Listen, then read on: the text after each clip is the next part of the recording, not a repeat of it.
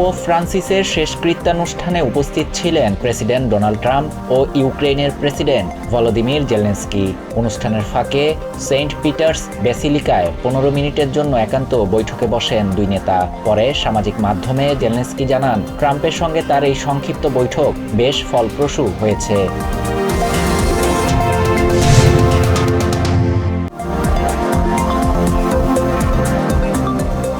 শুল্ক আরোপ বিষয়ে আমেরিকার সাথে কোনো ধরনের আলোচনা হয়নি বলে দাবি করেছে বেইজিং। শুক্রবার ওয়াশিংটনে চায়নার দূতাবাসের বরাত দিয়ে এই খবর জানিয়েছে CNN। চাইনিজ দূতাবাসের মুখপাত্র জানান, অযৌক্তিক শুল্ক আরোপের পথ থেকে আমেরিকা সরে না আসলে আলোচনার পথ খুলবে না।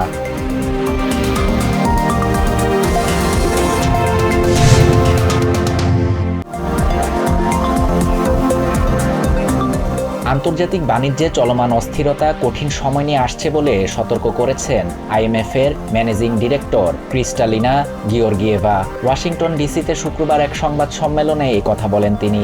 গিওর্গিয়েভার সাথে উপস্থিত ছিলেন IMF কমিটির চেয়ার মোহাম্মদ আল জাদান।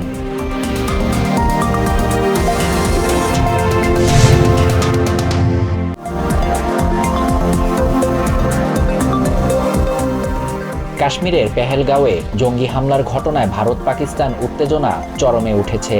দুই দেশই যে কোনো মুহূর্তে সহিংসতায় জড়িয়ে পড়তে পারে। এই অবস্থায় নিজেরাই পরিস্থিতি সামলে নেবে বলে জানিয়েছেন প্রেসিডেন্ট ডোনাল্ড ট্রাম্প। দুই দেশের এই সংঘাত হাজার বছরের পুরনো বলেও মন্তব্য করেন তিনি।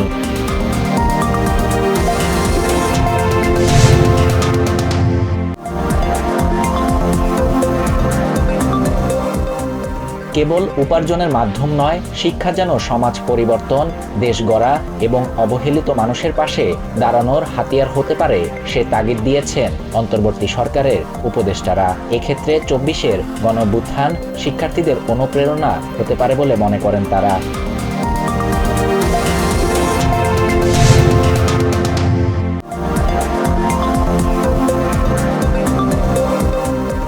রাষ্ট্র সংস্কারের সুপারিশ নিয়ে ধারাবাহিক বৈঠকের অংশ হিসেবে জামায়াতের সাথে বৈঠক করেছে জাতীয় ঐকমত্য কমিশন। শনিবার দলটির নায়েবে আমির সৈয়দ আবদুল্লাহ মোহাম্মদ তাহের জানান, জাতীয় সংসদ ও রাষ্ট্রপতির মেয়াদ 5 বছরই রাখার পক্ষে তার দল।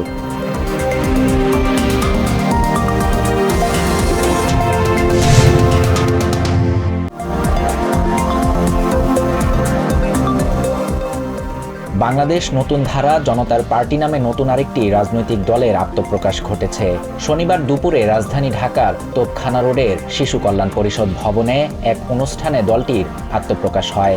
এ সময় নতুন দলের আহ্বায়ক মুহাম্মদ আব্দুল আহাদ নূর ঘোষণাপত্র পাঠ করেন।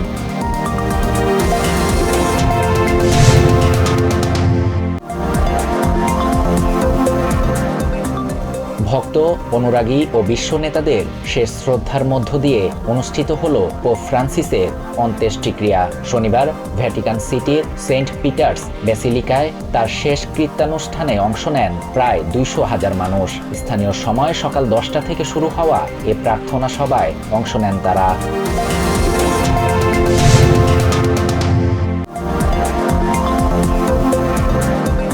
ইরানের দক্ষিণাঞ্চলীয় শহর বন্দর আব্বাসে ভয়াবহ বিস্ফোরণে 4 জন নিহত এবং 5 শতাধিক মানুষ আহত হয়েছে বলে জানিয়েছে রয়টার্স। শনিবারের বিস্ফোরণে বন্দরের বিভিন্ন ভবনে মারাত্মক ক্ষতি হয়। আগুনে সৃষ্ট কালো ধোঁয়া বহুদূর থেকেও দেখা গেছে। এই ঘটনায় হতাহতের সংখ্যা আরও বাড়তে পারে বলে আশঙ্কা করা হচ্ছে।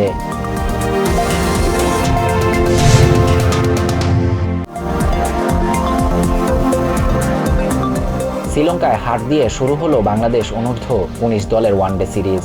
বাংলাদেশ যুবাদের 98 রানের বড় ব্যবধানে হারিয়েছে শ্রীলঙ্কার অনূর্ধ্ব-19 দল। প্রথম ম্যাচ জিতে 6 ম্যাচের সিরিজে 1-0 ব্যবধানে এগিয়ে গেল স্বাগতিকরা। শনিবার কলম্বো ক্রিকেট গ্রাউন্ড মাঠে এই খেলা অনুষ্ঠিত হয়।